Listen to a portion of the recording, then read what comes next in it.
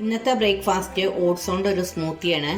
അതിന് വേണ്ടിയിട്ട് കുറച്ച് ചെറിയ പഴം, മൈസൂർ പഴം എടുത്തിട്ടുണ്ട്, ഓട്സ്,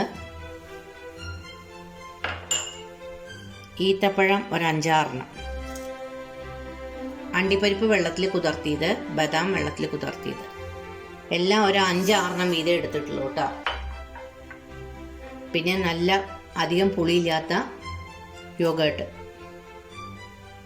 ഇനി കുറച്ച് കോഫി പൗഡർ അല്ലെങ്കിൽ നമുക്ക് ബോൺവിറ്റയോ ബൂസ്റ്റോ കിറ്റ്കാറ്റോ എന്തെങ്കിലും ചേർക്കാം. ഞാൻ ഇവിടെ ചേർക്കുന്നത് കോഫി പൗഡറാണ്.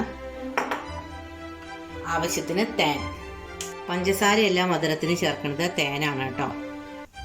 പിന്നെ ഈത്തപ്പഴത്തിന് നല്ല മധുരം ഉണ്ടാവും, അത് കാരണം 1 ടീസ്പൂൺ തേൻ ചേർത്താൽ മതി. നിങ്ങൾക്ക് വേണമെന്ന് വെച്ചാൽ നിങ്ങളുടെ ഇഷ്ടത്തിനനുസരിച്ച് 1-2 ടീസ്പൂൺ ചേർത്തോളൂ.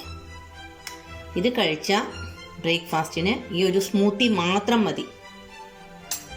ഇനി നമുക്കിത് അടിച്ചെടുത്ത് കൊണ്ടുവരാം.